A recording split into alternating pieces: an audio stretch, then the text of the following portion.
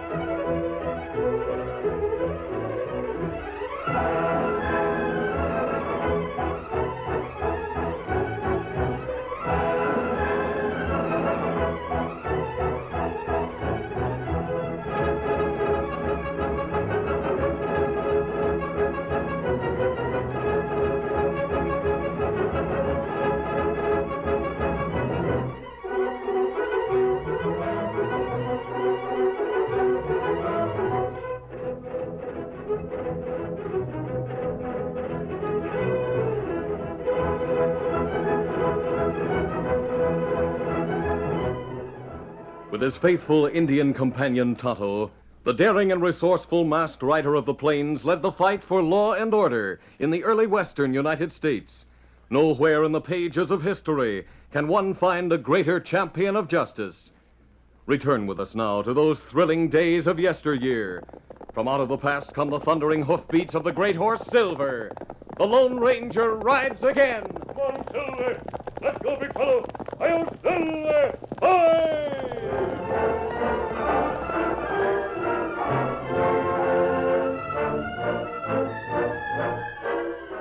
Gus Baxter and his friend Joe Dunn had recently completed terms in the state penitentiary, and being short of funds, were biding their time in the town of Clearwater while they made plans for the future.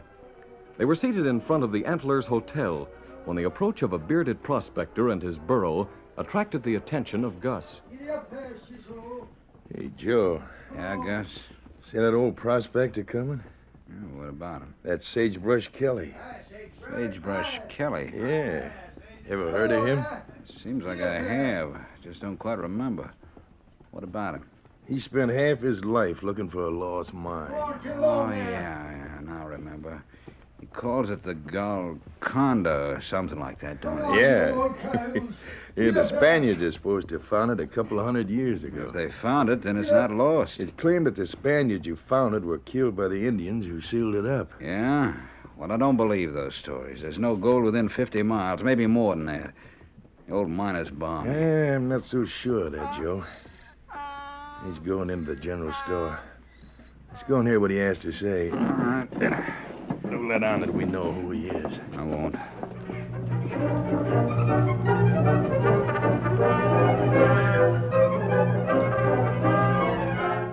Yeah, here's your sugar. Now, Sagebrush, what else do you need? Well, now, let me think. Something else I had to get, but it skipped my mind. You've got sugar, Yep. salt, Yeah. coffee, bacon, and beans. Yep. And here's the dynamite and fuse, but there's something else I gotta get. While you think what it is, I'll wait on these two gents. What can I do for you, gents? Oh, we're in no hurry. We got plenty of time. Oh, now I remember what it was. Yep, comes to me now. All right, what is it? Sardines. I've got two kinds, cheap ones and good ones. What you want? Yeah, give me the cheap kind. It's for my cat, Matilda. For your cat, huh? Yep. Well, Matilda likes sardines. I try to keep 'em on hand. How many do you want? Oh, a dozen cans would be enough, I reckon. Here you are. Now, is that all? Yep, that'll be all. Now, just give me the tally on the lot. Well, it comes to $16.50. Well, take it out of this and give me the change in money. Raw gold. Why, that's the first raw gold I've seen around here in 15 or 20 years. Weigh it up and give me the change. Yeah, well, let's see what the scales say. Yeah. Comes nigh to $100, providing it says pure gold. It will. I know pure gold when I see it. I'll take your word for it. Here's your change. 17, 20, 40, 60, 80, 100. Yeah, much obliged. Now, if you'll pack up my stuff in these sacks I brought along, I'll get down to the claim office. I'll pick up the sacks when I get back. Claim office? There hasn't been a claim office in Clearwater for 15 years. The nearest one's in the town of Sundown. That's 60 miles from here. Yep, I know where it is. Well, I guess I'll go get a haircut if there's a barber in town. Well, there is. His shop's on the other side of the street, about 4 doors south of the Longhorn Cafe. Well, I'll go there. You have my stuff packed when I get back. Pack as soon as I can carry it on my burro. Now, gents, what can I do for you? I guess we've changed our minds. Yeah. You mean you don't want to buy anything at all? That's right. Come on, Joe. We got to go someplace. Now, hold on a minute. Huh? Haven't I seen you two gents somewhere? Nah. We're strangers in this part of the country. You sure of that? You heard what my pal said. Come on, Gus. Let's shove on. Doggone it, I could swear I've seen those two faces somewhere. It's downright strange. I never forget a face, and on the other hand, men don't look familiar to me unless I've seen him somewhere before. Sagebrush finished his business in the town of Clearwater and started back toward the distant hills.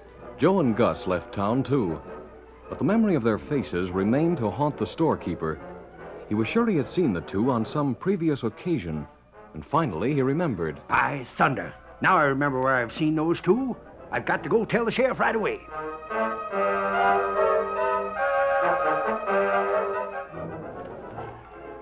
Not this one. Not this one. Not this one. What in tarnation's got into you, Jed? Why'd you want to look through all my handbills for wanted men? Here they are, Sheriff. Here's the two men I saw. I remember them from when this handbill was posted in your office. Gus Baxter and Joe Dunn, huh? Yeah, they were captured a long time ago. They went to jail. Well, they're out of jail now. They were here in town a little while ago. And, Sheriff, they acted downright suspicious. How do you mean? They acted like they were too doggone interested in some gold old Sagebrush Kelly brought into my store. Maybe they escaped from jail. Huh. Maybe they did. That being the case, Sheriff, something ought to be done about it.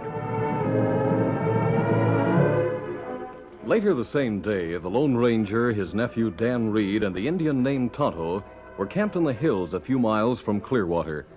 They had finished eating when the masked man's horse, Silver, showed signs of nervousness. Oh, Silver, whoa! Well, what matter with you, Silver? He must hear something, Tonto. Steady, big fella. Look at his nostrils. He scented something. Maybe mountain lion. A mountain lion wouldn't come this close to camp. Hey, look! It's a cat. And that house cat, not bobcat. Steady, Silver. Nothing to get excited about. Now, where did that cat come from? No ranches or houses in these hills. Here, kitty. Here, kitty, kitty, kitty, kitty, kitty. Cat hungry. It smell food. Come here. No doubt of it, Tonto. Cat like raw meat. Here, Dan. You give it meat. Oh, sure. Let me give it to him. Here, kitty. That's a mother cat, Dan. Hey, come back, kitty. Can you beat that? She grabbed that meat and started off with it. She probably has kittens somewhere. She's taking the food to them. Kittens? Yes, they're near here somewhere. She smelled food and came to get it for them. Otherwise, she would have eaten it herself. I'm going to follow her and find out where they are. I'll take some meat for them. You better hurry, Dan, or she'll get out of sight. Oh, I can keep up with her. I'll be back when I find out where they are. At first, Dan had no difficulty in following the cat through underbrush.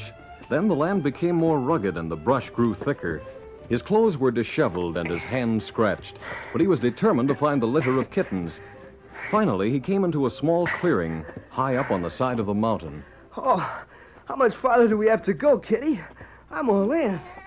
How about stopping for a rest? Just a minute there, young fella. Who said that? I did. Oh, you startled me. I didn't see you. I know you didn't. Who are you? My name's Dan Reed.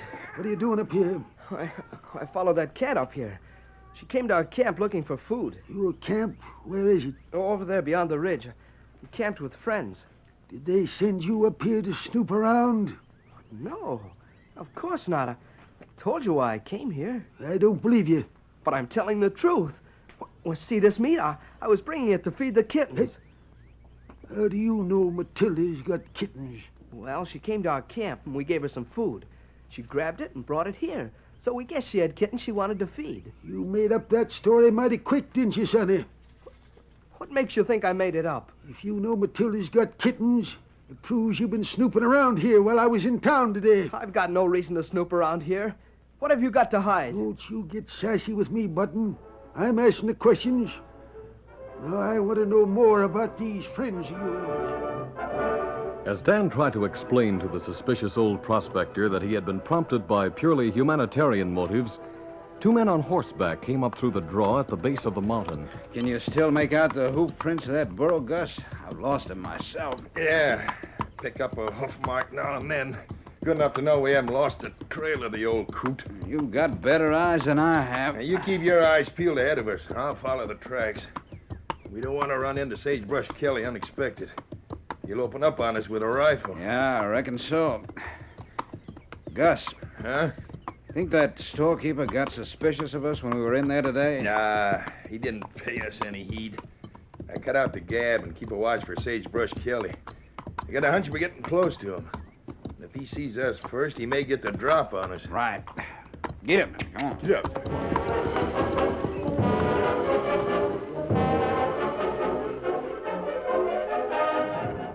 Now, I've told you all I can, mister. I didn't come up here snooping around. If you want me to, I'll go get my friends and they'll back up what I told you. Never you mind. You just clear out of here and stay out. Tell your friends that if they come snooping, they'll get a bullet through 'em. I'll tell them. But I'm sure they're not interested. Hold on there, Sonny. What? I just heard hoofbeats on the rocks down there. Hoofbeats? Yep. Take a look down there. See them two horsemen? Are they your friends? No. No, I never saw them before. One of my friends is an Indian. Those are both white men. They're stopping and looking up here. There's something familiar about them two. You've seen them before? Yep, I have. Today in town. They were in the store at Clearwater. You stay here. I'm going to get my rifle. They're aiming rifles at us. Hey, get to cover, get to cover. Come here, you. Hey, let go of me. They'll hit us. You're going with me, Sonny. Now, come on. Hey, what's the idea? Shut up. Here they come. Hey, let go of me. If they're your pals, they'll hold their fire as long as I've got you. Now, come on.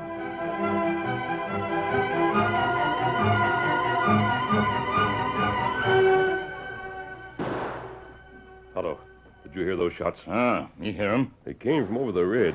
That's the direction Dan took when he left camp. That right? We'd better investigate. He may have run into trouble. Here, Silver. Come, Scout. Me saddle horse. I'll help you. Steady, big fella. Easy now. Easy, Scout. Easy, Scout. Blanket straight. Got your cinch, big fella. Easy. Under. That knot does it. Now your throat latch. Ready? All right, ready, Tonto? Steady, big fella. Be ready. One, Silver. Get him up, Scout.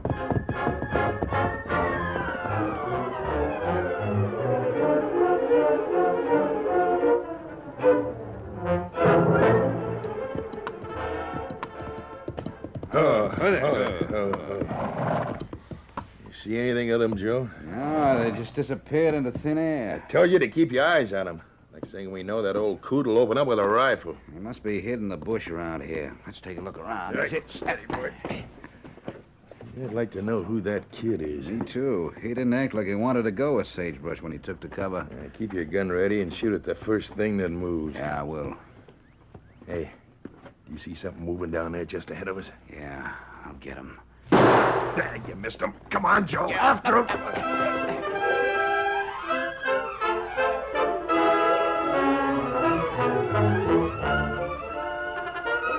The curtain falls on the first act of our Lone Ranger story. Before the next exciting scenes, please permit us to pause for just a few moments.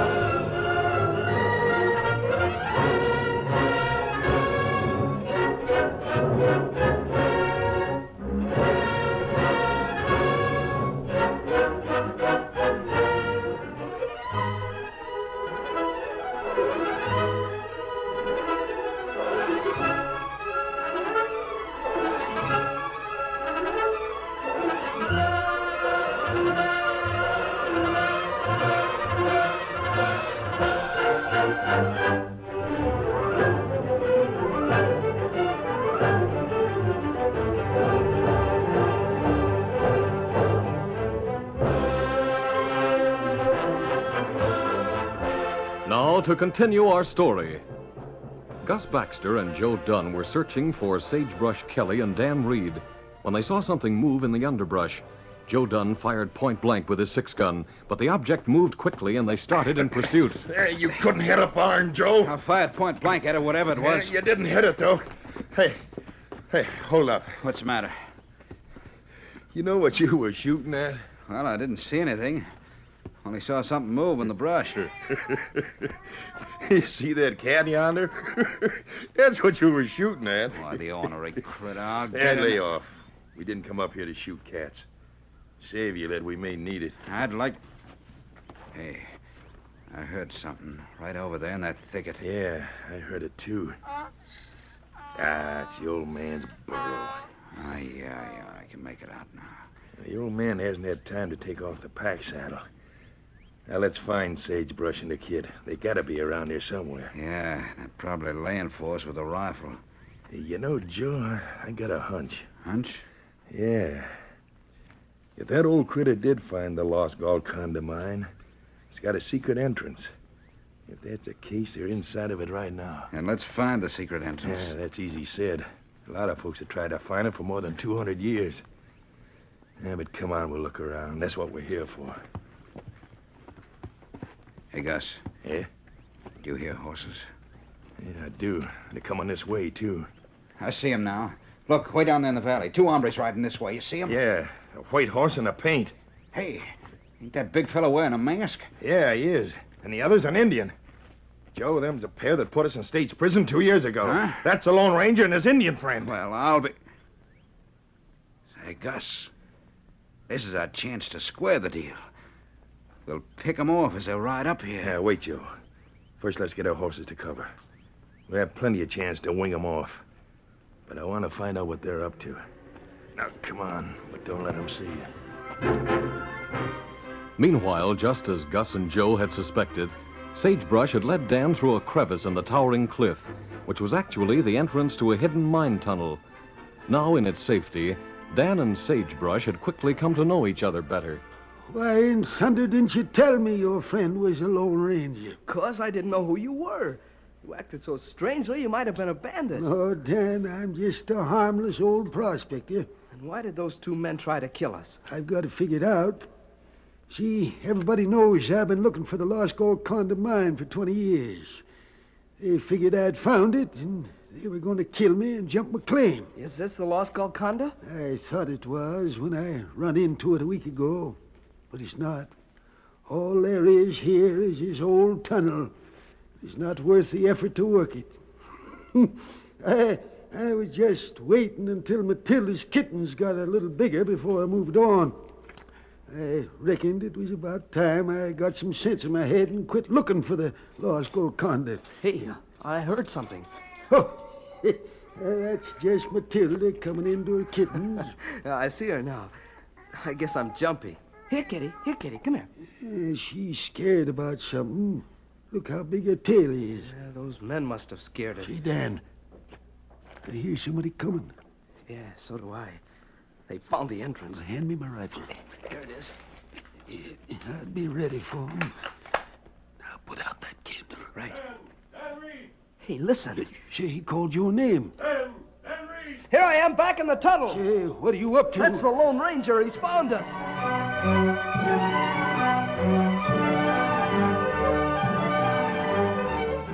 But how did you find us, sir? Hal and I saw the cat outside. She seemed frightened, and when she ran, we followed her. She led us to the entrance of the tunnel. But didn't you see them 2 critters outside? Who do you mean? Dan and Sagebrush Kelly quickly told what had happened, and the old prospector explained why he thought he and Dan had been shot at. No, we didn't see them. They must have hidden when Todd and I rode up. Not bad. Then wait for us to come out of mine. Then shoot it from ambush. Sagebrush. Is there another way out of this mine? Nope, I've examined every inch of it. There's just one way in and out. They've got it covered. Golly! They've dynamited the entrance. They've sealed us up. Come on, the entrance may not be completely closed. Sagebrush, where'd they get dynamite?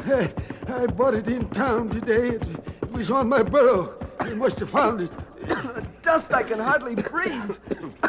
Slow down. I can't see any light coming through. No, neither can I.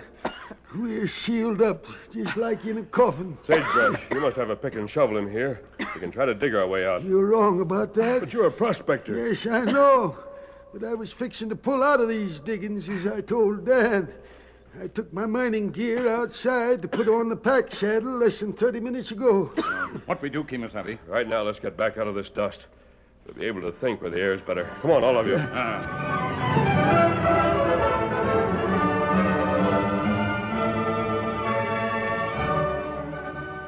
Well, all I can say is that we don't seem to be thinking out any solution to our problem. I don't see how we're going to get out of here. Neither do I, Dan.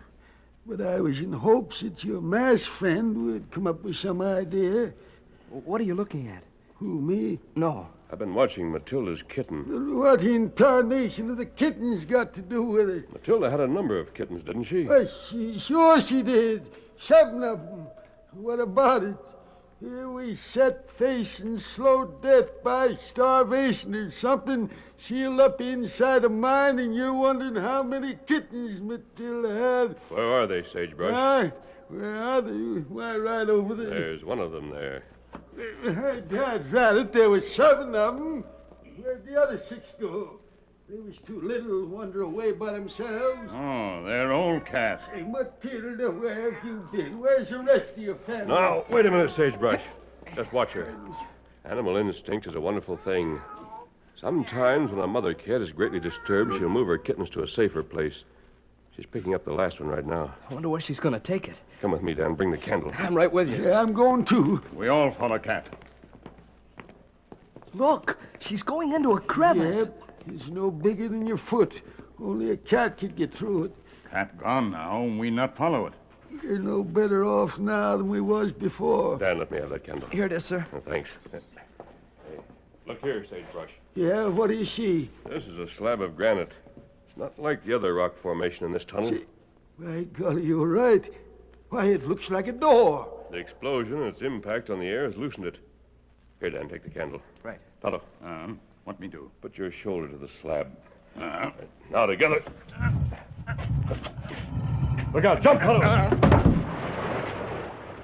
It is a door. Well, of all things. And Matilda found it. All right, everybody, follow me. Yeah.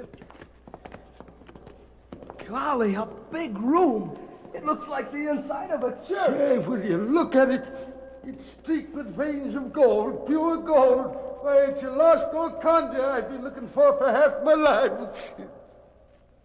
Yes, and now it's not worth a doggone cent to any of it. How do you think you can see in here, Sagebrush? Gee, why, the candle Dan's holding. No, there's more light than that. It's coming from up above us. See? See, a hole. Just big enough for a man to crawl through. And here, old ladder. Indians make it long time ago. Matilda and her kittens have been our salvation.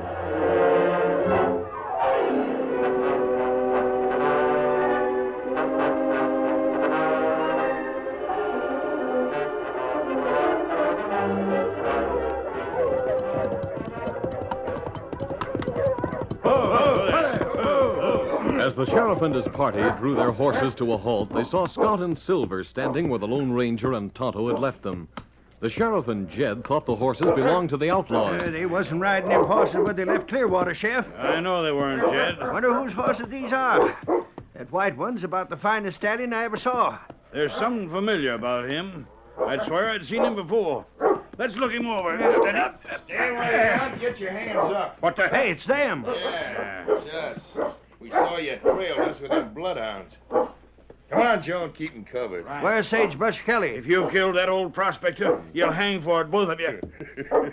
Hey, we didn't exactly kill him, Sheriff, but I reckon he's as good as dead. And so's the masked man and the others who are with him. What do you mean? Well, right now, they're all sealed up tight inside the tunnel. And unless I miss my guess, they'll starve to death in there. Sheriff, look. Huh? Oh. I reckon everything is going to be all right, Jed? Watch him, Gus. They're looking over our shoulders, trying to make us think someone's coming up behind us. That trick's so old, it's got whiskers on it. Now, you two got anything to say before we open fire? Yeah. Yeah, I'd bet 2 to 1. You don't get a chance to fire that gun, you skunk. I'll take that bet. Go! Get your hands up. A masked man. Smack him, Joe! Oh, you don't? Good work, Tonto. We quit. We give up. We give up.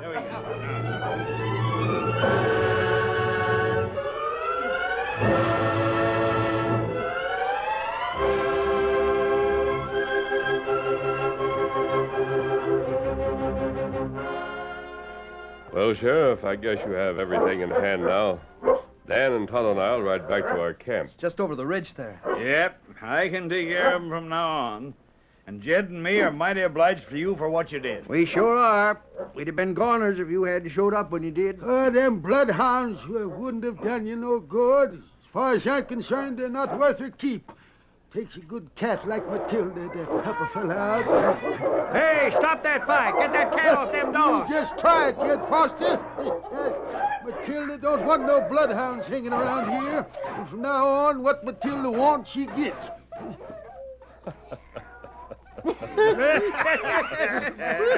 Adios, Sagebrush. Adios, my friend. Adios, Dan, Tonto. Bye, Sagebrush. Adios. You ride with me, Dan. Up you go. Ready, big fella? Come on, Silver. Get him up. Now. You know, Jed, I told you that white stallion was familiar to me. I knew I'd seen him before. Then you must know that masked man if you know his horse. Sure I know him. He's the best friend the law in the West ever had. Why, Jed Foster, he's a Lone Ranger. Silver! Ahoy!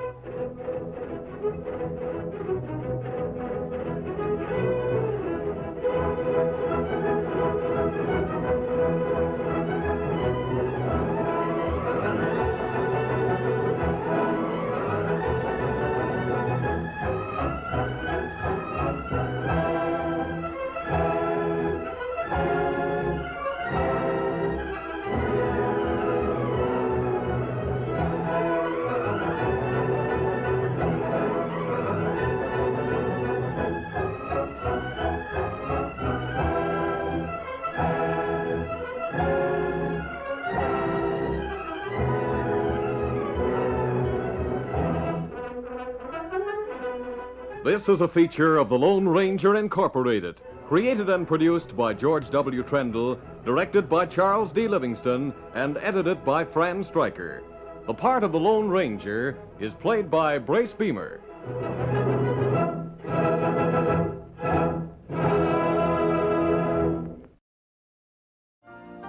You've been listening to the OTR Gold Network.